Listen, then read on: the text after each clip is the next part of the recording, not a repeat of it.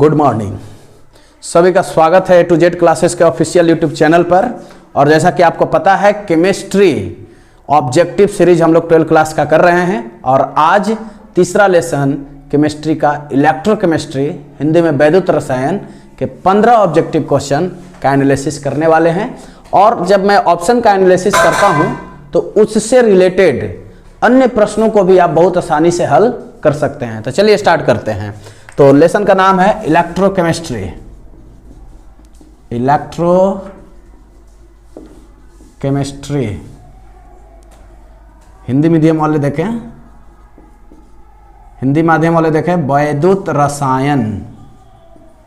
देखिए, अगर आपको इन 15 प्रश्नों को हल करने में किसी प्रकार का अगर परेशानी हो रही है तो मैं आपको डिस्क्रिप्शन में इसका लिंक दे दूंगा। YouTube पर इस चैप्टर का वीडियो अवेलेबल है, आप वहां से देख लेंगे पहले और फिर इन 15 प्रश्नों को आप हल करेंगे।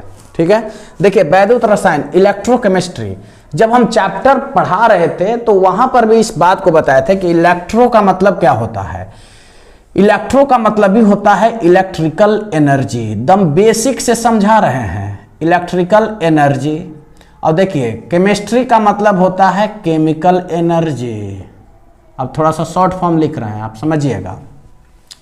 इलेक्ट्रिकल एनर्जी और यहां पर केमिकल एनर्जी। इसका मतलब कि इस लेसन में केमिकल एनर्जी और इलेक्ट्रिकल एनर्जी के बारे में स्टडी करना है। ये तो बात पता चल गई। तो वैद्युत रसायन जो है एक प्रकार का केमिस्ट्री का एक ब्रांच है मतलब शाखा है जिसमें विद्युत ऊर्जा का रूपांतरण जो है रासायनिक ऊर्जा में होता है या रासायनिक ऊर्जा का रूपांतरण विद्युत ऊर्जा में होता है। इसी पर यह चैप्टर टिका हुआ है। क्लियर है। चलिए, अब हम लोग समय को देखते हुए स्टार्ट करते हैं ऑब्जेक्टिव क्वेश्चन। देखिए, चलिए पहला क्वेश्चन क्या कह रहा है कि एक विद्युत रासायनिक सेल, एकदम ध्यान से क्वेश्चन को पढ़ेंगे। एक विद्युत रासायनिक सेल में क्या क्या होता है भाई। देखिए, करा स्थितिज ऊर्जा घटती है, गतिज ऊर्जा घटती है, पोटेंशियल एनर्जी। देखिए शॉर्ट में लिखा हुआ है स्थितिज ऊर्जा और गतिज ऊर्जा। स्थितिज ऊर्जा जो है गतिज ऊर्जा में बदलती है और चौथा ऑप्शन है रासायनिक ऊर्जा विद्युत ऊर्जा में बदलती है। तो सबसे पहले आपको जानना पड़ेगा इस क्वेश्चन को आंसर देने के लिए कि सेल होता क्या है। यह समझिए पहले कि सेल होता क्या है।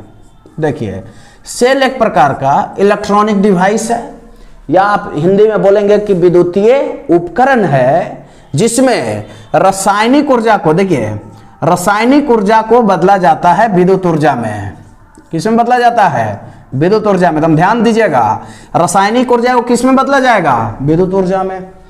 कहने का मतलब यह है कि रासायनिक अभिक्रिया के दरमियान, देखिए रासायनिक अभिक्रिया केमिकल रिएक्शन जब होगा तो वहां से हमें ऊर्जा मिलेगा, रासायनिक ऊर्जा।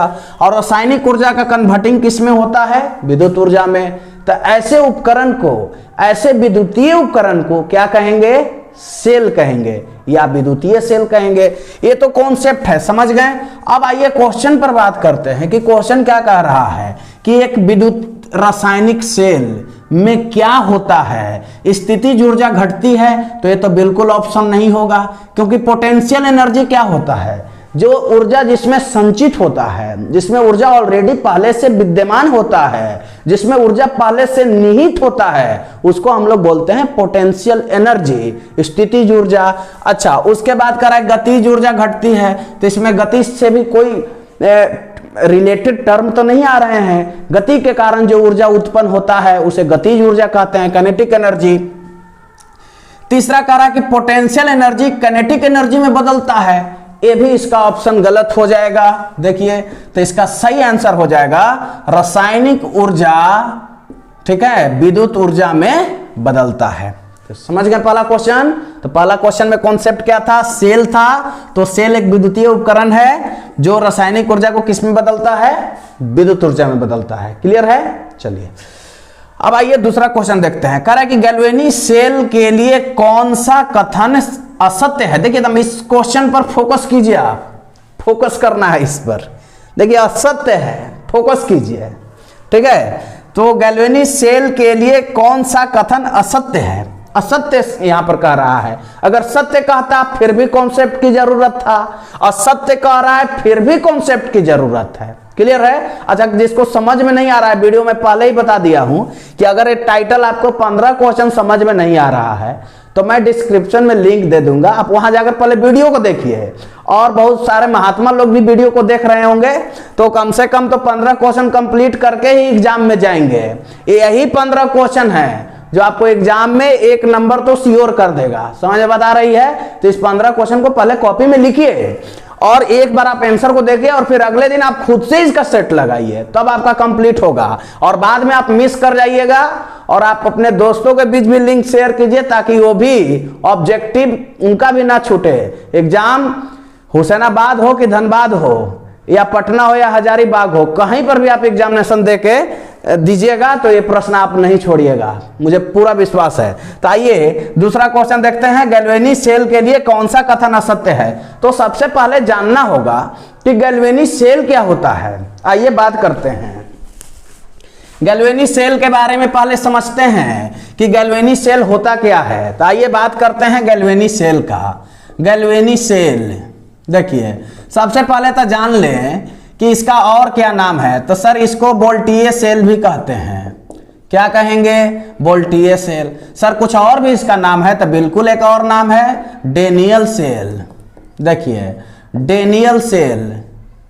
तो पहले तो भाई ये समझ लो कि इसका 3 नाम है। क्या क्या नाम है? गैल्वेनी सेल, वोल्टीय सेल और डेनियल सेल। अच्छा सर एक और नाम है? तो बिल्कुल एक और नाम है जो सबका बाप है, विद्युत रासायनिक सेल। विद्युत रासायनिक सेल। देखिए अच्छा, किताब में ज्यादा जगह आपको विद्युत रासायनिक सेल मिलेगा, लेकिन ऐसा नहीं है कि विद्युत रासायनिक सेल ना देकर अगर डेनियल सेल आपसे पूछ दे तो कोई और आपसे बात कर रहा है। ऐसा नहीं है कि वोल्टीय सेल अगर कोई आपसे पूछ दे तो किसी और टॉपिक के बारे में पूछ रहा है। गैल्वेनी सेल भी पूछ सकता है, वोल्टीय सेल भी पूछ सकता है, डेनियल सेल भी पूछ सकता है और विद्युत रासायनिक सेल भी पूछ सकता है। तो मेरी बात को समझ लिया आप? तो मतलब एक ही सेल है ये चारों, समझ ले, गैल्वेनी सेल, वोल्टीय सेल, डेनियल सेल और विद्युत रासायनिक सेल। अच्छा सर इसके लिए और कॉन्सेप्ट क्या हो सकता है? समय को भी हमको देखना है, इसलिए शॉर्ट में मैं कॉन्सेप्ट बता दूं कि यहां रोल है इलेक्ट्रोड का। किसका रोल है? इलेक्ट्रोड का। तो सर इलेक्ट्रोड क्या होता है ये भी बता दीजिए हमें। तो इलेक्ट्रोड धातु हो सकता है, धातु का प्लेट हो सकता है या रॉड भी हो सकता है। इसी के माध्यम से हम विद्युत धारा प्राप्त करते हैं जलीय विलयन से। विद्युत धारा प्राप्त करते हैं किसी जलीय विलयन से। लिख लो, कागज पर लिख लो कि आपका प्लेट है, इलेक्ट्रोड जो होता है प्लेट होता है, या धातु प्लेट भी बोल सकते हैं, रॉड भी बोल सकते हैं, या किसी जलीय विलयन में इसको डालते हैं तो हम लोग इसी के माध्यम से विद्युत धारा गेन करते हैं, इलेक्ट्रिक करंट को गेन करते हैं, प्राप्त करते हैं। ये तो आपको पता ही होगा कि दुनिया में जिम्मेदार 2 ही शख्स हैं विद्युत धारा प्राप्त करने के लिए। पता है आपको? नहीं पता है तो लिख लीजिए कौन कौन जिम्मेदार है। तो मुक्त आयन है और मुक्त इलेक्ट्रॉन है, एकदम याद रखिएगा। आइए बात करते हैं। लेकिन अब सर क्वेश्चन क्या था? कह रहा है कि गैल्वेनी सेल के लिए कौन सा कथन असत्य है। तो चलिए मैं आंसर के टर्म में ही कॉन्सेप्ट आपको समझाना चाहता हूं। तो कह रहा है एनोड। तो इलेक्ट्रोड जब आप जान लिए तो ये भी 2 प्रकार के होता है, एनोड होता है और कैथोड होता है। चलिए एनोड अगर डेनियल सेल की बात करें तो एनोड ऋणात्मक होता है, याद रखिएगा, और कैथोड जो है वो धनात्मक होता है, ये भी याद रखना है। अच्छा यहां पर ऑक्सीकरण की क्रिया होता है, ये भी आपको याद रखना है। यहां ऑक्सीकरण होता है और यहां अपचयन होता है। अच्छा ये भी आपको अगर नहीं पता होगा तो समझ लीजिएगा। ऑक्सीकरण में क्या होता है? तो ऑक्सीकरण में इलेक्ट्रॉन ऐड होता है। क्या होता है? इलेक्ट्रॉन ऐड होता है। हाइड्रोजन जो है वो बाहर निकलता है। समझ में बात आ रही है? हाइड्रोजन का क्या होता है? निष्कासन होता है। याद रखिएगा, या इलेक्ट्रॉन का निष्कासन होता है, यहां पर भी याद रखना है आपको, ऑक्सीजन का ऐड, हाइड्रोजन का निकलना और इलेक्ट्रॉन का भी निकलना, दम याद रखिएगा, इलेक्ट्रॉन का भी निकलना, तो ऑक्सीकरण प्रोसेस हो गया। आइए यहां जस्ट अपोजिट की बात करते हैं, ऑक्सीजन का यहां पर हो जाएगा निकलना, हाइड्रोजन का जुटना और इलेक्ट्रॉन का भी जुटना, तो ऐसे प्रोसेस को अवकरण या अपचयन कहेंगे। और इधर जो प्रोसेस है कि ऑक्सीजन का जुटना, हाइड्रोजन का निकलना और इलेक्ट्रॉन का भी निकलना, ये कहलाएगा ऑक्सीकरण। मेरी बातों को अच्छा से आप समझ लीजिए, यहां दो दो क्वेश्चन का कॉन्सेप्ट आपको एक बार मिल गया। आइए अब बात करते हैं, कह रहा है कि गैल्वेनी सेल के लिए कौन सा कथन असत्य है। मैं एक बार फिर से बोल रहा हूं, फोकस कीजिए असत्य पर, मतलब कि कौन सा कथन झूठ है। कहने का मतलब यह हुआ कि एनोड ऋणावेशित है, तो देखिए भैया एनोड ऋणावेशित है ही, आप देखिए दम यहां पर जूम करके देख लीजिए मोबाइल में, ये एनोड ऋणावेशित है, तो चलो भाई पहला तो सही है। कह रहा है कि कैथोड धनावेशित होता है, आइए देखिए कैथोड तो ये भैया बिल्कुल ये भी धनावेशित है, ये भी सही है। कह रहा है कि एनोड पर अपचयन, देखिए लफड़ा लगा यहां तीसरा ऑप्शन में, एनोड पर अपचयन, तो यहां देखिए एनोड पर तो ऑक्सीकरण है और ऑक्सीकरण का दूसरा नाम मतलब कि इसका घरे वाला नाम उपचयन है, जैसे घर का भी नाम सबका रहता है ना, उसी प्रकार से इसका घर का नाम उपचयन है और अपचयन है, और एडवांस नाम ऑक्सीकरण है या अवकरण भी आप बोलते हैं, तो समझ लेना इसका घर का नाम उपचयन है। तो एनोड पर अपचयन यहां दे दिया, तो मामला यही फंसा दिया है। अच्छा चलिए चौथा ऑप्शन के बात करते हैं, एलिमिनेट करके आंसर आपको देना है ना। तो अब देखिए चौथा ऑप्शन कह रहा है कि कैथोड पर अपचयन होता है, तो ये तो भैया सही है। देखिए यहां पर कैथोड पर तो अपचयन हो रहा है, तो इसका मतलब कि तीन ऑप्शन गलत है और ये सही है। तो क्वेश्चन तो असत्य कह रहा था कि कौन सा ऑप्शन असत्य है, तो इस क्वेश्चन के लिए ये आंसर क्या हो जाएगा, सही हो जाएगा, और बाकी ऑप्शन क्या हो जाएगा, गलत हो जाएगा। समझ में बता रही है, तो इसका सही ऑप्शन हो जाएगा एनोड पर अपचयन होता है, जो कि असत्य है। क्लियर है। आइए तीसरा क्वेश्चन की बात करते हैं, गैल्वेनी सेल में एनोड होता है।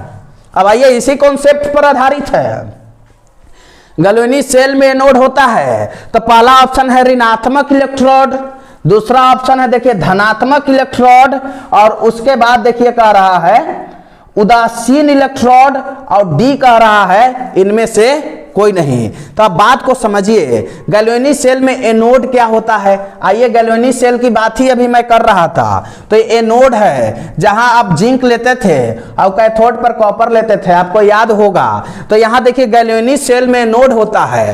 पहला ऑप्शन बात करते हैं ऋणात्मक इलेक्ट्रोड, तो देखिए एनोड, एनोड के नीचे माइनस आपको दिखाई दे रहा होगा, और माइनस का मतलब तो आप जान ही रहे होंगे कि ऋणात्मक होता है। तो चलिए अगला ऑप्शन तो कोई सवाल ही नहीं है, तो इसका पहला ऑप्शन हो जाएगा सही। आइए चौथा की बात करते हैं, धातु जो सरलता से ऑक्सीकृत हो जाता है, मतलब सरलता से ऑक्सीकृत हो जाता है, यहां पर ऑक्सीकरण का प्रोसेस हो जाता है। अच्छा ऑक्सीकृत किसे कहते हैं, जो ऑक्सीकरण की क्रिया करवा दे, जो ऑक्सीकरण की क्रिया करवा दे। तो यहां देखिए Cu, तब ध्यान से देखिएगा, Cu ट्रांजिशन एलिमेंट है और Fe ट्रांजिशन एलिमेंट है, बस दो ही पर बहस करते हैं, कॉपर और Fe। इन दोनों को तो आप पवेलियन से बाहर निकाल दीजिए, प्लेटिनम और Ag ये तो पवेलियन से बाहर निकल जाएगा। मामला दो पर टिका हुआ है कि लोहा और कॉपर, कौन आंसर होगा जो ऑक्सीकरण की क्रिया करवा दे। तो देखिए यहां पर परिवर्तनशील ऑक्सीकरण अवस्था जिसका पाया जाता है वही ऑक्सीकृत किसी भी सब्सटेंस का करवाता है, तो यहां मोर देन प्रोबेबिलिटी जो है लोहा के साथ जाता है, इसलिए इस चौथा क्वेश्चन का आंसर हो जाएगा लोहा। तो आप याद रखिए धातु जो सरलता से ऑक्सीकृत हो जाते हैं उसका आंसर हो जाएगा लोहा। क्लियर है। आइए बात करते हैं अर्ध सेल का। कह रहा है कि दो अर्ध सेल के बीच लवण सेतु हटा दिया जाए तो बोल्टता क्या होगा। अब आइए बात करते हैं नया कॉन्सेप्ट की। देखिए जब मैं इसको डिलीट कर देता हूं, अभी एक क्वेश्चन इस पर भी रिलेटेड है, अभी तुरंत आपको पता चल जाएगा। आइए देखिए, कह रहा है कि दो अर्ध सेल के बीच में लवण सेतु हटा दिया जाए तो। आइए बात करते हैं, जैसे एक यहां पर सेल है, आप छोटा सा फिगर में ही समझ लें, और यहां पर एक यहां पर मान लीजिए कि ZnSO4 का सॉल्यूशन है और यहां CuSO4 का सॉल्यूशन है। ऐसे देखिए यहां पर भी इलेक्ट्रोड डाला हुआ है, यहां पर भी इलेक्ट्रोड, और ऐसे ऐसे मामला सेट है। और ये है लवण सेतु। देखिए जब तक कि सॉल्ट ब्रिज डेनियल सेल में नहीं आएगा तो कंप्लीट परिपथी नहीं होता है। तो अगर आप पढ़े होंगे क्लास में कि लवण सेतु के कार्य क्या होता है, लवण सेतु के कार्य मतलब कि function of salt bridge. English medium वाले स्टूडेंट भी इस वीडियो को देखें, फंक्शन ऑफ सॉल्ट ब्रिज। देखिए ध्यान से देखिएगा, फंक्शन ऑफ सॉल्ट ब्रिज मतलब इसका कार्य क्या होता है। तो पहला कार्य तो इसका होता है परिपथ को पूर्ण करता है। लिख लीजिए कलम निकाल कर, परिपथ को पूर्ण करता है। परिपथ को क्या करता है, पूर्ण करता है। ठीक है, परिपथ को पूर्ण करता है। उसके बाद उदासीनता को, वैद्युत उदासीनता को बनाए रखता है। जब मान लीजिए इलेक्ट्रॉन बर्बाद होने लगता है तो यहीं से देखिए, यहीं से एकदम ध्यान दीजिएगा, Cl इसमें आ जाता है और K इसमें चला जाता है। जब आप डेनियल सेल का पूरा वर्किंग रूल जब आप समझ लीजिएगा, इसका वर्किंग क्रियाविधि जब आप जानिएगा तो आपको ये बेहतर समझ में आएगा। इसलिए इसका वीडियो आप जरूर देखें। आइए बात करते हैं तो अब KCl का यूज क्या है। तो यहां देखिए KCl यहां पर आ जाता है और K यहां पर आ जाता है। इसका मतलब कि विद्युत उदासीनता को बनाए रखता है। देखिए विद्युत उदासीनता, उदासीनता को बनाए रखता है, बनाए रखता है। देखिए ये जैक 2020 का क्वेश्चन है और ये हमेशा एग्जामिनेशन में प्रश्न पूछे जाते हैं। बिहार बोर्ड के एग्जामिनेशन में भी ये प्रश्न जो है आएंगे ही। दम ले कागज पर लिख लीजिए, VVI है लवण सेतु के कार्य। अच्छा चलिए, कुछ स्टूडेंट ये सोचेंगे कि सर थ्योरेटिकल पढ़ा रहे हैं कि ऑब्जेक्टिव पढ़ा रहे हैं, हमको समझ में नहीं आ रहा है। तो जब तक कि कॉन्सेप्ट नहीं क्लियर होगा तो आप ही बताइए आंसर आप कैसे ठीक लगाएंगे। हिक्का दुक्का तो मारना नहीं बजरंगबली के नाम लेके, तो काम नहीं चलने वाला है। इसलिए कॉन्सेप्ट को आपको पकड़ के रखना होगा। साथ निभाना साथिया जैसा, समझ में बात आ रही है। और ये आपका साथ छूटा, कॉन्सेप्ट आपका साथ छूटा तो फैक्ट भी छूट गया, और ये छूट गया तो फिर आपका ऑब्जेक्टिव क्वेश्चन भी छूट गया। तब आप समझिए कि कॉन्सेप्ट और फैक्ट कितना जरूरी है। तो ये कह रहा है कि लवण सेतु जो है परिपथ को पूर्ण करता है और विद्युत उदासीनता को बनाए रखता है। तो परिपथ पूर्ण नहीं होगा, इसका मतलब कुछ भी वोल्टता नहीं होगा, करंट फ्लो नहीं होगा, मतलब इलेक्ट्रॉन का फ्लो नहीं होगा। तो करंट का क्या फ्लो होगा, कुछ नहीं होगा।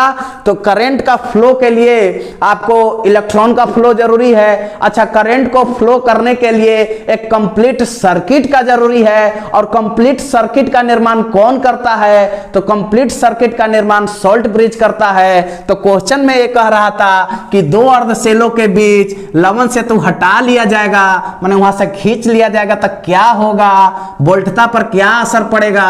तो कह रहा है ऑप्शन धीरे धीरे बढ़ने लगता है, तो ये गलत हो गया। तेजी से बढ़ जाता है, बिल्कुल गलत। शून्य हो जाता है तो यही आंसर सही हो जाएगा, क्योंकि कंप्लीट सर्किट ही नहीं रहेगा तो इलेक्ट्रॉन फ्लो कैसे करेगा। यहां पर विद्युत धारा तो मिलेगा ही नहीं, तो वोल्टता आपका क्या हो जाएगा, शून्य हो जाएगा। समझ में बात आ गई। पांचवा, चलिए आगे बढ़ते हैं। कह रहा है कि निम्न में से कौन सा, देखिए निम्न में से कौन सा दूसरे से भिन्न है।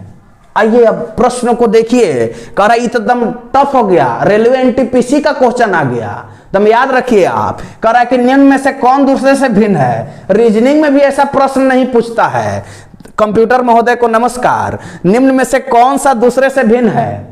देखिए लेटेस्ट मॉडल पेपर से प्रश्न उठाया गया है, निम्न में से कौन सा दूसरे से भिन्न है। अब आइए, कह रहा है कि डेनियल सेल, वोल्टिए सेल और गैलेनी सेल। तो अभी तो मैं आपको बताया ही था कि तीनों एक ही नाम है, तो तीनों तो एक दूसरे से भिन्न नहीं है। ये डेनियल सेल और गैलेनी सेल, देखिए ये सब वैज्ञानिक का नाम है, आपको याद रखना है। वोल्टिए सेल, गैलेनी सेल और डेनियल सेल और विद्युत रासायनिक सेल एक ही है चारों। तो यहाँ पर एक एक ऑप्शन तो अलग दिख रहा है, विद्युत अवघटनी सेल। तो ये गलत हो गया, ये गलत हो गया, ये गलत हो गया, और विद्युत अवघटनी सेल इस क्वेश्चन का सही जवाब हो गया। क्लियर हो रहा है कॉन्सेप्ट। तो आइए, अच्छा वैसे विद्यार्थी जो प्रश्न पूछा जा रहा है वो जवाब नहीं दे रहे हैं, इसका मतलब वो वीडियो जो है 30 मिनट का भगा भगा के 5 मिनट में देख ले रहे हैं, वो मेरी बातों को नहीं सुन रहे हैं। तो कम से कम यदि आपको समझ में आ रहा है तो एक कमेंट दीजिए और एक लाइक दीजिए, ताकि हम अगले वीडियो और एनर्जी के साथ बना सके। आइए 7वां क्वेश्चन देखते हैं। कह रहा है कि विशिष्ट चालकता का इकाई बताइए। अब आइए यहाँ बात का टप्पा का होने वाला है, चलिए इंतजार कीजिए। देखिए यहाँ पर कॉन्सेप्ट को समझना है आपको। चलिए बात करते हैं रेजिस्टेंस का। तो प्रतिरोध सबको तो पता ही होगा कि धारा के प्रवाह में जो रुकावट डालता है उसे क्या कहते हैं, प्रतिरोध कहते हैं। तो प्रतिरोध जो है किन किन बातों पर निर्भर करता है, तो जैसे R प्रोपोर्शनल L, मतलब किसी चालक का जो प्रतिरोध होता है उसके लंबाई पर डिपेंड करता है। चलिए समीकरण 1 मान लिए। अच्छा, दूसरा जो रेजिस्टेंस होता है उसके क्रॉस सेक्शनल एरिया का इनवर्स प्रोपोर्शनल होता है, मतलब कि अनुप्रस्थ काट के क्षेत्रफल के व्युत्क्रमानुपाती होता है। तो चलिए समीकरण 2 हो गया। दोनों समीकरण को कंबाइन करने के बाद रिजल्ट A आता है। तो R प्रोपोर्शनल को हटाते हैं यहाँ पर, तो एक नया नाम आता है रो, L/A, इसको बोलते हैं रो, और रो को ही बोला जाता है विशिष्ट प्रतिरोध। क्या बोला जाएगा, विशिष्ट प्रतिरोध। अच्छा, विशिष्ट प्रतिरोध ना बोलकर आप नया इसका नाम, ही तो घरे वाला नाम हो गया, माने पुरनका नाम, नया नाम इसका होगा प्रतिरोधकता, ये भी याद रखेंगे। आइए इस टर्म को पलट के देखते हैं क्या रिजल्ट आता है। देखिए इस टर्म को हमने क्या किया, पलट दिया, तो 1/R हो गया। इस टर्म को हमने पलट दिया, 1/ρ हो गया, तो यहाँ A/L हो गया। आइए अब ध्यान से देखिएगा, 1/R किसके बराबर होता है, G के बराबर होता है, सबको ये बात पता होगा। देखिए 1/R किसके बराबर होगा, G के बराबर होगा। 1/ρ, आइए यहीं पर प्रश्न है, 1/ρ किसके बराबर होगा, तो 1/ρ बराबर होगा कप्पा का। इसको क्या बोलते हैं, कप्पा। इसी को बोलते हैं विशिष्ट चालकता। क्या बोलेंगे, विशिष्ट चालकता, स्पेसिफिक कंडक्टिविटी इंग्लिश में इसको बोलेंगे। और देखिए A/L अभी रहने दीजिए, क्योंकि ये आगे काम करने वाला है। इसको अगर आप पलट दीजिएगा तो अगर L/A के रूप में देखते हैं तो किसी भी इलेक्ट्रोड की लंबाई तथा उसके अनुप्रस्थ काट के क्षेत्रफल को ही सेल स्थिरांक कहते हैं। तो यहाँ ये काम करेगा। तो ये देखिए कप्पा हो गया, इसका मतलब कि कप्पा का आपको पूछ रहा है कि इसका इकाई क्या होगा। तो आइए बात करते हैं। यहां से पहले निकालने के लिए आपको सिखाते हैं कि रो कैसे निकालेंगे। तो R/A हो जाएगा और बटा L हो जाएगा। रेजिस्टेंस का तो सबको यूनिट जानता होगा कि ओम होता है। अच्छा, एरिया का क्या होता है बता दीजिए, मीटर स्क्वायर। अच्छा, L तो मीटर होगा, कट गया, तो इसका आंसर हो जाएगा ओम मीटर। ठीक है भाई, तो ओम मीटर हो गया इसका आंसर, किसका, रो का। तो देखिए 1/ρ है, एकदम ध्यान दीजिएगा। अब मैं बता रहा हूं कि 1/ρ को क्या बोलते हैं, कप्पा। देखिए 1/ρ, तो रो का मात्रा क्या आया, ओम मीटर। अच्छा, इसको भाई ऊपर ले जाओगे तो क्या हो जाएगा, ओम इनवर्स मीटर इनवर्स। इक्का दुक्का बजरंग बली का नाम लेकर नहीं मारना है, ठीक, समझ में बात आ रही है। तो इसका सही आंसर हो जाएगा ohm inverse metre inverse. Clear है। आइए अब आगे बात करते हैं। लोहे पर जंग इनकी उपस्थिति में लगता है। तो देखिए संक्षारण तो आप पढ़े ही होंगे, आर्द्रता के कारण लग जाता है, नमी के कारण लग जाता है। अच्छा, वायुमंडल में विभिन्न प्रकार के गैसें भी होती हैं उसका जिम्मेदार। लेकिन कभी कभी आपको ऑप्शन में लगेगा कि 2 क्वेश्चन सही है, इसका आंसर क्वेश्चन है और आपको लगेगा कि 2 आंसर सही है, ठीक है। तब उस स्थिति में और ए और बी भी ऑप्शन नहीं है, तो फिर सर हम क्या करेंगे, उतना टफ तो क्वेश्चन बोर्ड लेवल में नहीं आएंगे। तो इसका मोर देन प्रोबेबिलिटी का था आंसर आर्द्रता, नमी। तो ऐसा क्वेश्चन देखते के साथ आपको लग रहा था कि इसका आंसर क्या होगा, नमी।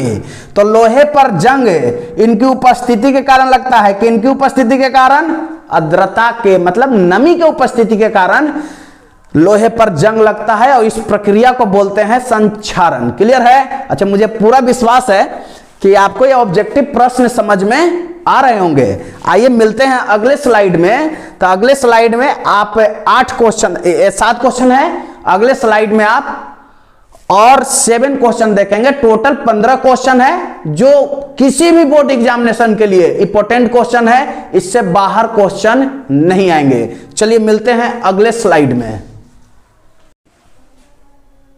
आइए देखिए, अभी तक हम लोग क्वेश्चन 8 तक किए थे और अब क्वेश्चन देखिए 9।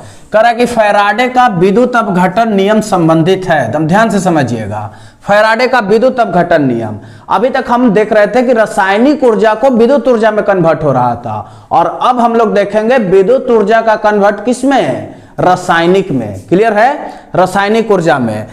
अब बातों को समझिए, क्या उल्टा हो रहा है? विद्युत अपघटनी सेल की बात हो रही है, तो इलेक्ट्रोलिसिस प्रोसेस को आपको अच्छा से पढ़ना पड़ेगा, ठीक है, तब जाकर ये क्वेश्चन समझ में आएगा। आइए, समय को भी देखना है, ऑप्शन को तो एनालिसिस करना ही है, साथ में समय को भी देखना है। आइए, कह रहा है कि धनायन की परमाणु संख्या से रिलेटेड है या ऋणायन के परमाणु संख्या, ये दोनों ऑप्शन तो नहीं होगा। कह रहा है कि विद्युत अपघट्य के तुल्यांकी भार से, देखिए तुल्यांक भी कहीं लिखल रहेगा या तुल्यांकी भार भी लिखा रहेगा, और धनायनों के वेग से, तो ये भी ऑप्शन नहीं होगा। तो इसका सही जवाब होगा विद्युत अपघट्य के तुल्यांकी भार से। क्लियर है? आपको फैराडे का प्रथम नियम और द्वितीय नियम दोनों आपको याद करना होगा, समझ लीजिए। Are you ready? आइए, सेल स्थिरांक क्या है? अभी मैं तुरंत इस कॉन्सेप्ट को बताया था कि A बटा L, और इसी को पलट दिए तो L बटा A आ गया। ध्यान दीजिएगा, L बटा, देखिए L बटा क्या आता है? A आता है। अगर आप थोड़ा सा, मैं आपको कॉन्सेप्ट की ओर ले चलूं, देखिए तो R प्रोपोर्शनल क्या होता? हमारा L था, और फिर R प्रोपोर्शनल क्या आ गया? 1/A। तो यहां से इक्वेशन 1 और यहां से 2, तो R प्रोपोर्शनल L/A हो रहा था। तो R बराबर रो L/A। ध्यान दीजिएगा, L/A आ रहा था, और यहां पर अगर इसको आप प्लट देंगे तो A बाई क्या हो जाएगा? L हो जाएगा।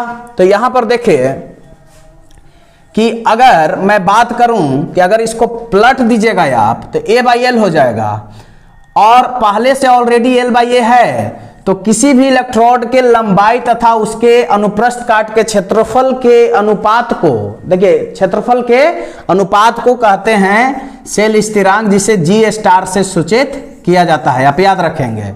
तो यहां L/A देखेंगे ऑप्शन में कहां है? तो ये है ऑप्शन ए हो जाएगा सही। फिर कह रहा है लोहे के संक्षारण को रोकने के लिए Zn का लेपन करना कहलाता है। आइए बात करते हैं गैल्वेनीकरण, ऋणायनीकरण, विद्युत अपघटन, फोटो विद्युत अपघटन। तो इसका सही जवाब है, सबको पता होगा, गैल्वेनीकरण। अगला क्वेश्चन देखिए, कह रहा है कि साम्य अवस्था पर, बहुत इजी क्वेश्चन है, साम्य अवस्था पर सेल का इलेक्ट्रोमोटिव फोर्स मतलब विद्युत वाहक बल कितना होगा? तो साम्य अवस्था, यहीं पर क्वेश्चन ही में आंसर हो गया, तो इसका आंसर हो जाएगा 0। अगला क्वेश्चन देखिए, कह रहा है कि ईंधन सेल, देखिए ईंधन सेल की दक्षता मतलब उसका कैपेसिटी कितना है? तो 100% तो है नहीं, 53% भी नहीं है, 80 अप्रोक्स होता है, लेकिन 95 भी नहीं होता है। तो इसका आंसर हो जाएगा सही 83.3%। कह रहा है कि एक फैराडे, देखिए एक फैराडे 1F की बात हो रही है, एक फैराडे कितने के बराबर होगा? तो देखिए 9650 कूलम, 10,000 कूलम, या 96,500 कूलम, या 1964 देखिए 19,640 कूलम। तो इसका सही जवाब होगा 96,500 कूलम। कैलकुलेशन जब आप कीजिएगा तो थोड़ा सा मोल कॉन्सेप्ट आपको आना चाहिए। 1 मोल बराबर कितना होता है? तो 6.022 इंटू 10 के पावर 23। फिर 1 इलेक्ट्रॉन पर आपको पता होना चाहिए 1.6 इंटू 10 के पावर -19 कूलम। कैलकुलेशन करके आप देखिएगा तो 96,500 कूलम आता है 1 फैराड बराबर। अगर 2 फैराड क्वेश्चन आ जाए, ठीक है, जैसे इस प्रकार से आ जाए 2 फैराड, तो 2 गुने 96,500 कर देंगे। क्लियर है? चलिए आगे देखिए, वे बैटरी जिसे एक बार प्रयोग करने के पश्चात पुनः प्रयोग नहीं कर सकते हैं आप, तो उसे प्राथमिक बैटरी कहते हैं। इसके अंतर्गत ड्राई सेल भी आता है और आपका मरकरी सेल भी आता है। और अगर पुनः आपको प्रयोग करना है तो आपको चार्ज करना पड़ेगा, वो चला जाएगा द्वितीयक बैटरी के अंतर्गत। देखिए ऑप्शन बात करते हैं, द्वितीयक बैटरी है और संचायक बैटरी है। तो द्वितीयक बैटरी को ही स्टोरेज बैटरी भी कहते हैं, संचायक बैटरी। तो ये दोनों ऑप्शन एक ही है, तो ये तो दोनों होगा नहीं, और ये इनमें से कोई नहीं, ये भी ऑप्शन नहीं होगा। तो इसका सही जवाब हो जाएगा 15 का ए। तो ये रहा इलेक्ट्रोकेमिस्ट्री से रिलेटेड 15 प्रश्न। अब अगला चैप्टर आ रहा है केमिकल काइनेटिक्स, रासायनिक बलगति, और 15 क्वेश्चन का एनालिसिस आपको आज किया गया। और अगले चैप्टर में केमिकल काइनेटिक्स का 15 प्रश्न हम लोग लेकर आएंगे। और इस वीडियो को रोक रोक कर आप समझिए, अपने कॉपी में उतारिए, और किसी प्रकार का डाउट है तो आप मुझे कमेंट में लिखिए। मैं अपना मोबाइल नंबर भी दे रहा हूं, आप अपना जो डाउट है हमें व्हाट्सएप भी कर सकते हैं। वीडियो को देखने के लिए बहुत बहुत धन्यवाद।